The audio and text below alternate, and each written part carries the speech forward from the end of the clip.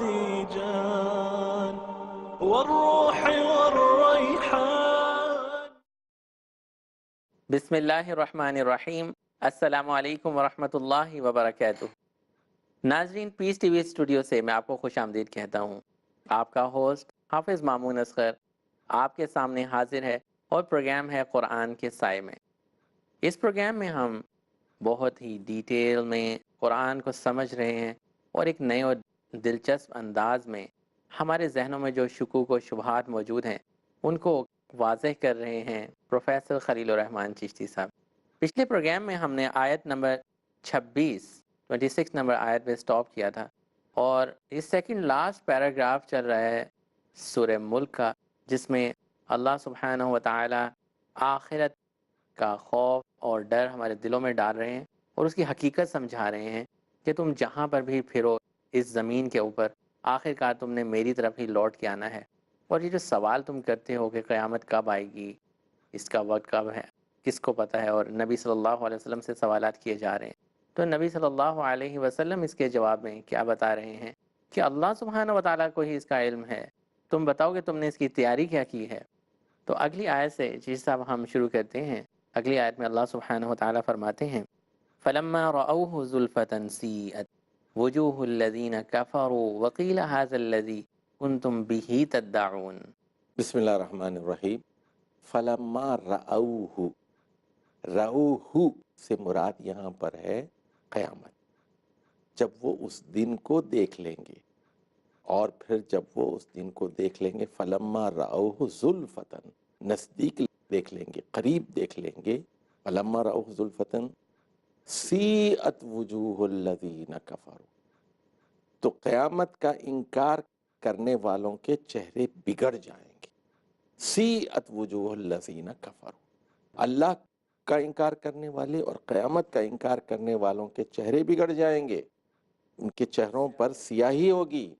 وقیل، اور کہا جائے گا ھذا الذی کنتم بہ تدعون، یہ دیکھ لو، یہی وہ قیامت ہے جس کا تم مطالبہ کرتے رہے، جی جس کے لیے تم جلدی کر رہے تھے، جس کے بارے میں تم پوچھ رہے تھے نا، متی ھذا الوعد ان جی کنتم متى هذا صادقین، الوعد یوم کب تدعون. اس کا وقت ہے اور لے آئیے.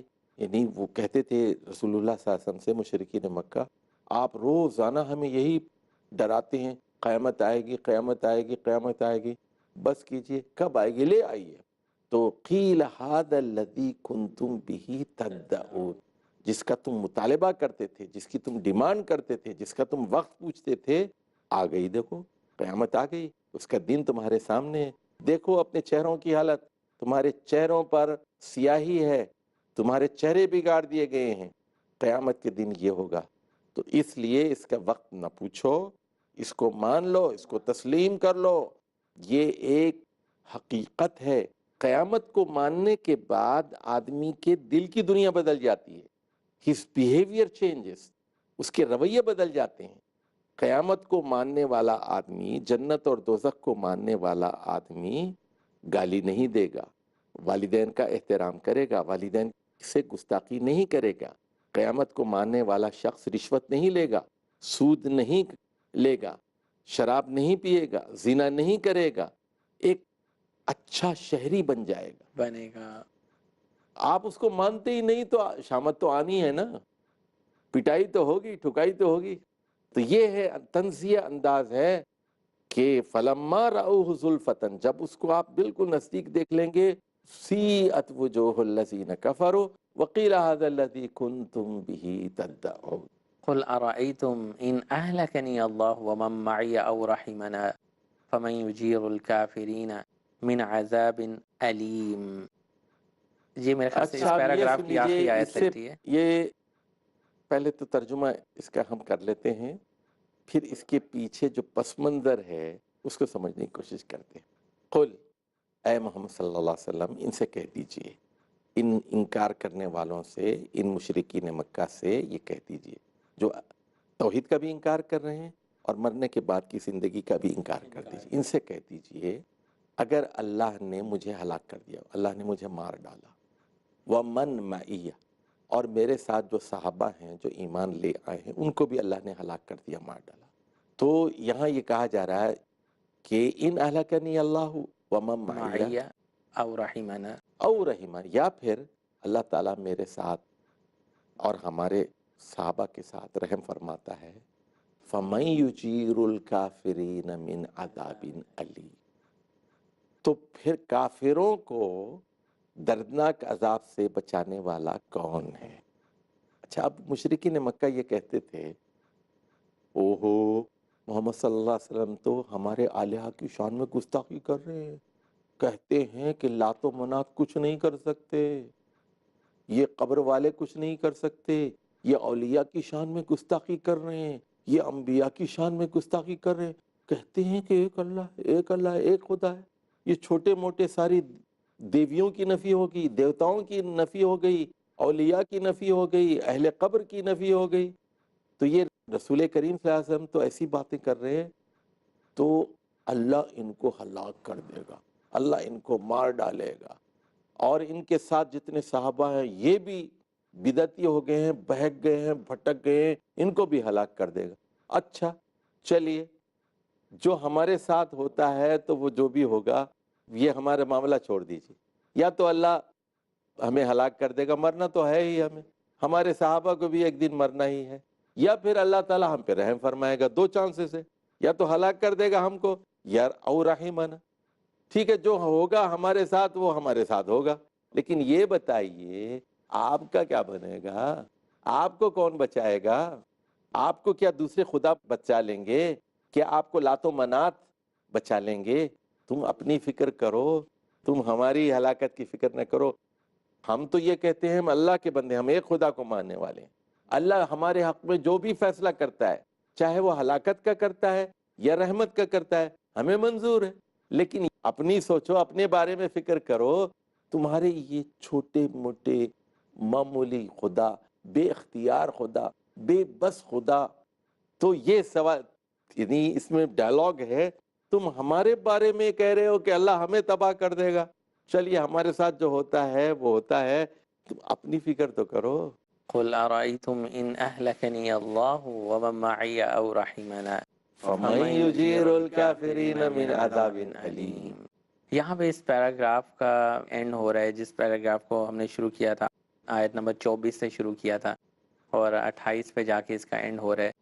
ہاں جی، پچھلے پروگرام میں ہم نے دیکھا کہ اللہ سبحانہ و تعالیٰ نے بتایا کہ میں نے تمہیں کس طرح زمین میں پھیلا دیا، اور پھر کس طرح ہم حشر کے دن تمہیں اکٹھا کرنے والے ہیں، اور یہ جس آخرت کے بارے میں تم سوال کر رہے ہو کہ یہ کب آئے گی، یہ آتی کیوں نہیں ہے، تو اس کا علم صرف اللہ سبحانہ و تعالیٰ کو ہے۔ محمد صلی اللہ علیہ وسلم بھی اس کا علم نہیں جانتے، کس چیز کی وضاحت کر دی، اور پھر یہ کہا کہ یہ آ کے رہے گی، قل انما العلم عند اللہ وانما انا نذیر مبین، اس چیز کی وضاحت ہوگی، اور پھر اللہ سبحانہ و تعالیٰ نے آخرت کا خوف جو ہے ان آیات میں، یہ جو آخری دو آیات تھیں ان میں دیا۔ اس پورے پیراگراف کو اگر آپ کنکلوڈ کریں ہمارے ناظرین کے لیے، پھر ہم بریک کی طرف جائیں گے۔ دیکھیے، حاصل کلام ہے وہ کشمکش جب ایمان کی دعوت دینے کے بعد برپا ہو جاتی ہے، یعنی the conflict starts after دعویٰ۔ آپ دعوت پیش کر رہے ہیں کہ ایک پیدا کرنے والا ہے، خالق ایک ہے، ایک خدا ہے، آپ یہ دعوت پیش کر رہے ہیں کہ لوگوں یہ دنیا عارضی ہے، ہم سب کو مرنا ہے، مرنے کے بعد اس خدا کے پاس جا کر جواب دینا ہے، جواب یہ دعوت ہے۔ اگر تم صحیح کام کرو گے، صحیح زندگی گزارو گے تو جنت میں جاؤ گے، غلط کام کرو گے تو دوزخ میں جاؤ گے، یہ دعوت ہے۔ اس کے جواب میں وہ لوگ یہ کہہ رہے ہیں کہ ایک خدا کیسے ہو سکتا ہے؟ ہمارے باپ دادا تو کئی خداؤں کو مانتے تھے، کئی اوتاروں کو مانتے تھے، کئی دیویوں اور دیوتاؤں کو مانتے تھے، میل گاڈز، فیمیل گاڈز، بارش کا خدا، پانی کا خدا، لکشمی اور فلاں اور فلاں، تو یہ گریک گاڈز اور انڈین گاڈز اور سو مینی گاڈز، کوئی آسمان کا خدا ہے، کوئی زمین کا خدا ہے، کوئی چاند ہے، کوئی ستارے ہیں، کوئی سٹارز ہیں، تو کانفلکٹ شروع ہو گئی۔ اب بتایا جا رہا ہے کہ اگر تم قیامت کے دن کو بھی نہیں مانتے اور ہماری دعوت توحید کو بھی تسلیم نہیں کرتے تو قیامت کا وقت نہ پوچھو، شامت اس دن آئے گی، تمہارے چہرے بگاڑ دیے جائیں گے اور تم سے کہا جائے گا جس دن کا تم انکار کیا کرتے تھے لو وہ دن آ گیا، جس دن کا تم مطالبہ کرتے تھے وہ دن آ گیا، اور تم ہمارے بارے میں کہتے تھے ہم پہ آفت آئے گی، ہم غلط ہیں، ہم گمراہ ہیں، کیونکہ وہ کہتے تھے کہ فی دلال کبیر، جی سمجھے؟ جی بالکل. پہلے گزر گیا نا، کیا کہا تھا انہوں نے؟ فی ضلال کبیر. ان انتم الا فی دلال کبیر. ان سے پوچھا گیا کہ کیا تمہارے پاس کوئی ڈرانے والا نہیں آیا؟ بلا بلا. تو انہوں نے کہا ہاں ہاں کیوں نہیں، ہم نے یہ کہا کہ پیغمبر تو آئے، فکذبنا، ہم نے ان کو جھٹلایا، وقلنا، اور کہا ما نزل اللہ من شیء، اللہ نے آپ پر کوئی چیز نازل نہیں کی، ان انتم الا فی دلال کبیر، اے پیغمبرو تم لوگ خود بہت بڑی گمراہی میں مبتلا ہو. تو ہمیشہ جن کو دعوت دی جاتی ہے، جو اہل بدعت ہوتے ہیں، اہل شرک ہوتے ہیں، وہ پیغمبروں کو غلط سمجھتے ہیں، پیغمبروں کو گمراہ سمجھتے ہیں. تو یہاں یہ بات بتائی جا رہی ہے، اچھا تم کہہ رہے ہو کہ ہم غلط ہیں اور اللہ ہمیں ہلاک کر دے گا، چلو جو ہوتا ہے ہمارے ساتھ وہ ہوگا، لیکن اللہ یا تو اپنے رحم کرے گا یا ہلاک کر دے گا، لیکن تمہارا کیا بنے گا؟ اسی سوال کے اوپر پیراگراف کا اینڈ بھی ہوتا ہے، اور ہم یہاں پہ ایک بریک لیتے ہیں. بریک کے بعد دوبارہ سے آئیں گے اور اس صورت کے آخری پیراگراف کی طرف، جو کنکلوڈنگ پیراگراف ہے، اس کی طرف ہم جائیں گے. ناظرین دیکھتے رہیے گا پیس ٹی وی اردو. يا حامل القرآن يا ضياء الصدور يا سراج البدور أحينا بالهدى من ظلام القبور. بزعمتم ہو نصارات و تمدن میں ہنود، یہ مسلمان ہیں جنہیں دیکھ کے شرمائے یہود. یوں تو سید بھی ہو، مرزا بھی ہو، افغان بھی ہو، تم سب کچھ ہو، بتاؤ تو مسلمان بھی ہو. محترم ناظرین، مسلمان کو مسلمان بنانے کے لیے، وہ اخلاق و صفات جو رحمان کو پسند ہیں بتانے کے لیے، میں آپ کا دینی بھائی حافظ عبدالقدیر عمری پروگرام لے کر کے آیا ہوں صفات عباد الرحمن.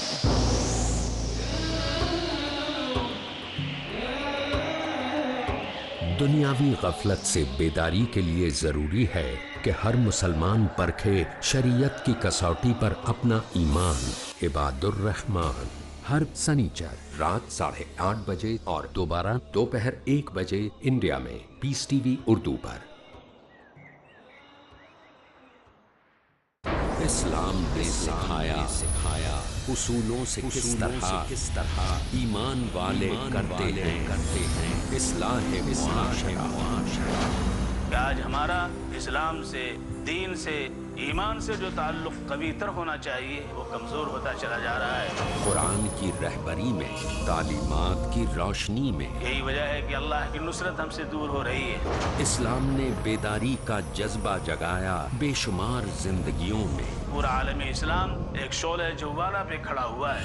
مولانا خالد ندوی غازی پوری. اگر مستقبل اچھا کرنا ہے، مستقبل کو اچھا بنانا ہے، تو ہمیں ماضی سے سبق لینا چاہیے. جانیے کس طرح بھٹکے ہوئے لوگوں کی اصلاح کرتا ہے اسلام، دے کر اپنے سائے میں آسرا. اصلاح معاشرہ ہر اتوار شام 6 بجے اور دوبارہ رات 12:30 بجے انڈیا میں پیس ٹی وی اردو پر.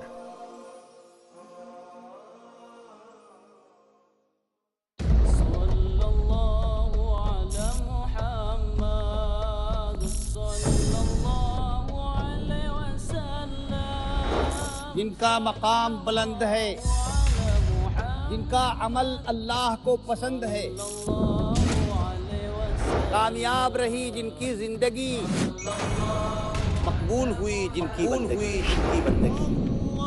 جن کے واسطے ہیں جنت الفردوس کی بہاریں، آسمانی ہدایت کے ستارے. ہر اتوار شام 4:30 بجے اور دوبارہ صبح 5:30 بجے انڈیا میں پیس ٹی وی اردو پر. يا حامل القرآن. بسم اللہ الرحمن الرحیم. السلام علیکم ورحمۃ اللہ وبرکاتہ. ویلکم بیک ناظرین. بریک پہ جانے سے پہلے سیکنڈ لاسٹ پیراگراف میں ہم نے بہت ساری چیزیں دیکھی کہ اللہ سبحانہ و تعالیٰ نے آخر میں بات اس طرح سے کنکلوڈ کی. محمد صلی اللہ علیہ وسلم کہہ رہے ہیں کہ میں اور میرے جو ساتھی ہیں ان کے ساتھ جو معاملہ بھی اللہ سبحانہ و تعالیٰ کریں گے وہ تو ہوگا، لیکن تم اپنا بتاؤ کہ تمہارے ساتھ کیا ہوگا. تمہارے چہرے جو ہیں وہ سیاہ ہو جائیں گے اس دن کو دیکھ کے، جب اس دن کی ہولناکیاں تمہارے قریب لائی جائیں گی۔ اب ہم چلتے ہیں آخری پیراگراف کی طرف، اور اس پیراگراف کی بھی جو آیات ہیں وہ اسی طرح سے شروع ہو رہی ہیں، قل سے ہی سٹارٹ ہو رہی ہیں، تو میں آپ کی اس میں رہنمائی بھی چاہوں گا۔ پہلے میں اس کی تلاوت کر دیتا ہوں۔ قل هو الرحمن آمنا به وعليه توکلنا فستعلمون من هو في ضلال مبین۔ پہلے ضلال کبیر تھا، اب ضلال مبین آیا ہے، اس کی بھی وضاحت چاہتے ہیں۔ پہلے دیکھیے سچویشن کو سمجھیے، اس طرف رسول اللہ صلی اللہ علیہ وسلم ہیں اور صحابہ کرام، اور اس طرف ہیں انکار کرنے والے جو آبا پرستی کا شکار ہیں، یعنی blind followers of the traditions, ٹھیک ہے نا۔ ایک کانفلکٹ شروع ہو گئی، بحث شروع ہو گئی، تو اللہ رسول اللہ صلی اللہ علیہ وسلم سے کہہ رہا ہے، اے محمد صلی اللہ علیہ وسلم آپ ان سے کہہ دیجئے صاف صاف کہ قل هو الرحمن آمنا بہ، ہم سب رحمان پر ایمان لائیں، وہ رحم کرنے والا ایک خدا جس کی رحمت اپنی بلندی پر اپنی چوٹی، قل هو الرحمن، وہ رحمان ہے۔ دیکھیے آمنا بہ وعلیہ توکلنا، اسی پہ ہم نے بھروسہ کر لیا ہے، اسی پہ ہم نے توکل کر لیا ہے۔ کوئی اگر ہمیں مارتا ہے، ستاتا ہے، جیل میں ڈالتا ہے، قتل کرتا ہے، وی ڈونٹ کیئر، ہمیں کوئی پرواہ نہیں ہے۔ اے مکے کے لوگوں، تم ہمارے خلاف سازشیں کر رہے ہو، ہمارے صحابہ کو یہاں سے نکالنے کی کوشش کر رہے ہو، اور وہ سوچ رہے ہیں کہ حبشہ کی طرف جائیں، وہ سوچ رہے ہیں کہ مدینہ منورہ کی طرف ہجرت کریں، ہمارے لیے زمین تنگ کر دی گئی ہے، تم جو کرنا ہو کر لو، ہم نے تو بھروسہ اس پہ کر لیا ہے، ہم پر رحم وہ کرے گا، رحمان پر ایمان لائے ہیں۔ آپ بتا دیجئے ان کو، قل والرحمن آمنا بہ وعلیہ توکلنا، اور اس کے بعد مستقبل کی پیش گوئی کر دی۔ اب بہت جلد معلوم ہو جائے، فستعلمون، یعنی بدر میں پتہ چل جائے گا، ہجرت مدینے کی طرف ہوگی، 2 ہجری میں بدر ہوگی، تمہارے 70 بڑے بڑے سردار مارے جائیں گے۔ فستعلمون، بہت جلد، سا کا مطلب ہوتا ہے بہت جلد۔ فستعلمون من هو فی ضلال مبین، ہم گمراہ ہیں یا آپ گمراہ ہیں، کیونکہ انہوں نے کہا تھا نا کہ ضلال کبیر، آپ بڑی گمراہی میں مبتلا ہیں۔ تو انکار کرنے والے پیغمبروں کو گمراہ کہتے ہیں، پیغمبر کہتے ہیں کہ آپ گمراہ ہیں، ایک توحید کا راستہ اور آخرت پر یقین کا راستہ سچا ہے، وہ اپنے آپ کو سچا سمجھتے ہیں، ہم اپنے آپ کو سچا سمجھتے ہیں۔ فستعلمون، بہت جلد پتہ چل جائے گا، من ہوا فی ضلال مبین۔ قل ارأیتم، اب یہ آخری آیت یہاں شروع ہو رہی۔ قل ارأیتم ان اصبح ماؤکم غورا فمن یأتیکم بماء معین۔ اب دیکھیے مامون صاحب، یہ آخری آیت ہے، اور آخری آیت ایک سوال پر ختم ہو رہی ہے، اور یہ قرآن مجید کا خاص انداز ہے، یعنی ایک خطبہ قرآن مجید کا ایک سورت، کبھی خطبہ سوال سے شروع ہوتا ہے اور کبھی ایسا ہوتا ہے کہ خطبہ سوال پر ختم ہوتا ہے۔ تو یہاں سوال یہ کیا جا رہا ہے، قل ارأیتم ان اصبح ماؤکم غورا، اے محمد صلی اللہ علیہ وسلم ان سے پوچھے، یہاں قل کا ترجمہ کیجئے پوچھئے، ان سے پوچھئے، ارأیتم، کیا تم لوگوں نے دیکھا، کیا تم لوگوں نے غور کیا، ان اصبح ماؤکم غورا، اگر اللہ تعالیٰ تمہارے پانی کو زمین میں دھسا دے، اس کو نیچے کر دے، من یأتیکم بماء معین، تو یہ من بھی تحقیر کے لیے، وہ دوسرے جو خدا ہیں تمہارے عظیم گاڈز ہیں، مسعومہ خدا ہیں، کسی میں ہے، میں تو خالق ہوں، میں اللہ ہوں، میں نے دنیا پیدا کی ہے، میں نے زمین کو پیدا کیا ہے، میں نے زمین کے اندر پانی رکھا ہے، میں چاہوں تو اس پانی کو غائب کر سکتا ہوں، میں چاہوں تو اس پانی کو زمین میں دھسا سکتا ہوں، کوئی دوسرا خدا ہے؟ من یاتیکم بماء معین۔ اب 2 نقطے ہیں یہاں پر، ایک تو ہے دھسے ہوئے پانی کو لے آنا، پینے کے پانی کو لے آنا، دوسرا نقطہ یہ ہے ماء معین کو لے آنا، نتھرے ہوئے صاف شفاف ڈسٹلڈ واٹر کو لے آنا۔ کوئی خدا، دوسرا خدا ہے جس کے اندر ایسی طاقت ہے کہ جو صاف نتھرا ہوا پانی تم کو لا کر دے؟ تمہارے دوسرے خدا یہ کر سکتے ہیں؟ دوسرے اوتار یہ کر سکتے ہیں؟ دیکھیے میں نے جیسا کہا اب اسی پر خطاب ختم ہو گیا، آخری سوال پر اب یہ گھر جا کے سوچے گا، رات تمام اس کی نیند حرام ہو جائے گی۔ واقعی قرآن نے ایک ایسا سوال اٹھایا ہے، اب مجھے اس کا جواب دینا پڑے گا۔ یہ ضمیر کو جھنجھوڑنے والا ایک سوال ہے۔ اگر ان کا ضمیر زندہ ہے، وہ سوچنے والے ہیں، غور کرنے والے ہیں، تو وہ اس نتیجے پر پہنچیں گے، نہیں کوئی اوتار ایسا نہیں ہے، کوئی پیغمبر ایسا نہیں ہے، کوئی ولی ایسا نہیں ہے، کوئی صحابی ایسا نہیں ہے، کوئی نیک بندہ ایسا نہیں ہے، کوئی سائنسدان ایسا نہیں ہے جو صاف ستھرا شفاف نتھرا و پانی ماء معین لا کر ہمیں دی۔ دیکھیے دنیا میں پانی کھارا ہو جاتا ہے، استعمال کے بعد گندا ہو جاتا ہے۔ جو فَمَن يَأْتِيكُم بِمَاءٍ مَّعِينٍ، جس من کے اوپر اب اختتام ہو رہا ہے، اس من کی وضاحت جو ہے کیجئے، پھر ہم آگے گفتگو لے کے چلیں گے۔ دیکھیے اس پوری صورت پر غور فرمائیے کہ من کتنی دفعہ استعمال ہوا ہے۔ یہ بہت بھاری من ہے، یہ اس من کو من میں بٹھا لیجئے۔ دیکھیے امن ھذا الذی هو جند لکم امن ھذا الذی یرزقکم ان امسک رزقہ من یأتیکم بماء معین۔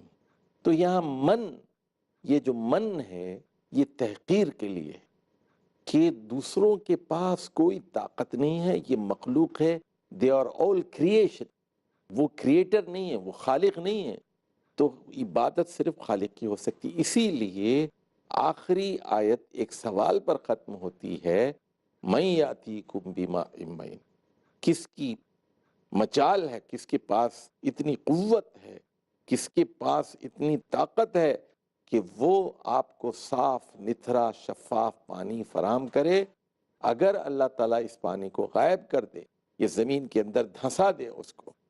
اب پوری صورت پر غور فرمائیے، آپ پوری صورت پر غور فرمائیے، اس میں تینوں مضامین ہیں، توحید بھی ہے، رسالت بھی ہے اور آخرت بھی۔ مقصد کیا ہے؟ جی اللہ یہ چاہتا ہے کہ انسان ایک خدا کو مان لے جو پیدا کرنے والا ہے۔